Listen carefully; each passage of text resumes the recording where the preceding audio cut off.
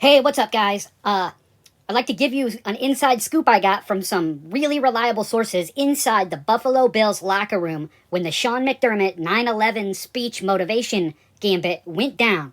These are from heavily reliable sources. You can quote me on that. I can't tell you who they are. I have a couple other sources, too, that go even deeper a few levels. But check this out. So McDermott starts off, and they're all in the locker room talking about the game plan. People think it went down in the coach's room, one of those two places, but I heard locker room. McDermott says, they like to say we're the underdogs. Underdogs. According to the so-called experts, we aren't expected to win. Not only that, they say we can't win. Chatter among the players, the usual stuff, and then McDermott says, I know you guys have a chip on your shoulder already. I don't have to open up a bag of Ruffles and walk all over this locker room just to go one by one and put a chip there for you. No. With this Joe Biden fucker in office, I'd probably have to spend over $10 and get 2 big bags because the fucking bag is all air these days.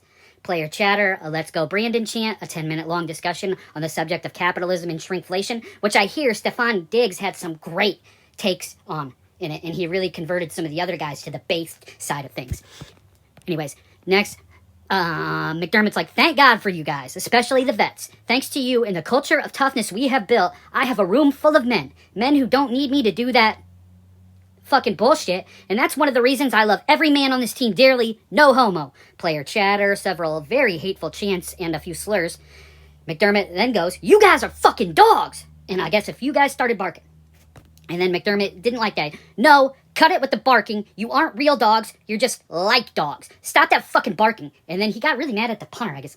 Listen, punter, if I ever hear you make any sound like that again, I will fuck you up the ass so hard my nut will seep out your pansy little fucking eye sockets.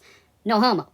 Player chatter, a lot of laughing, several players agreeing with the assessment of punters and their queer attitude while slapping his ass. And McDermott says, hey, stop slapping his ass. That ass is mine. Now, what was I saying? Josh Allen said something about chips. Just trying to remind him. McDermott's like, no, after that. And Diggs says something about homos. And McDermott says very disrespectfully, shut up. Damn it, what was that? And then, all of a sudden, O.J. Simpson out of nowhere. Former Buffalo Bill legend, now discredited.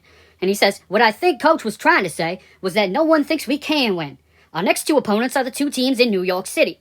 Just like our country and its vast and bloated military-industrial complex didn't think it was possible for 19 scrappy Saudis to hijack airplanes and turn them into missiles to bring down the Twin Towers in New York City, the talking heads at FS1 and ESPNU don't think we could beat the Giants and Jets back-to-back and salvage a playoff run this year. Therefore, we should take inspiration from those guys, believe in ourselves and a cause greater than ourselves, the team, and go win these fucking games. Right, Coach? That's what you meant, huh?